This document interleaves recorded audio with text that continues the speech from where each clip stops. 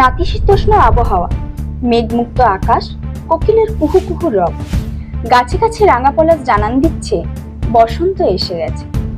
আর বসন্ত মানেই তো রঙের উৎসব, নিজেকে ভালোবাসার রঙে রাঙিয়ে নেওয়া। শুধু কি ভালোবাসা না, আবিরের রঙেও রাঙিয়ে নেওয়ার সময় এসেছে যে। ৮ থেকে ৮৮ বয়সের বেড়াজাল ডিঙিয়ে সকলেই মেতে উঠবে এই রঙের উৎসবে। তাই সময় হাতে কম। শুক্রবারই রঙের উৎসব, তার আগে বৃহস্পতিবার সকাল থেকে দোকানে দোকানে চোখ পড়ল রং প্রিয় মানুষের ভিড়।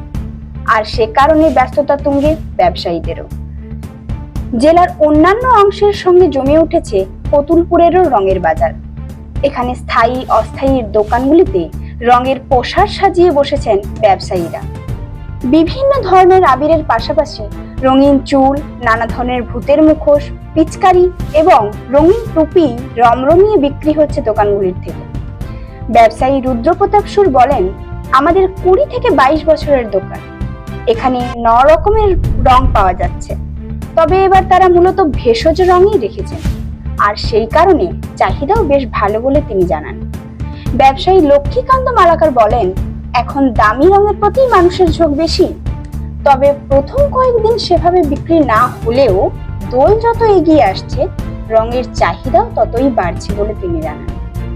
বাজারে রং কিনতে আসা অচিন্ত ঘোষ বলেন, আবিরের দাম সেভাবে বাড়েনি, সাধ্যের মধ্যেই রয়েছে। বাড়ির ক্ষুদে সদস্যদের জন্য বেশ কিছু আবির ও গুঁড়ো রং তিনি কেনার জন্য এসেছে বলে জানান।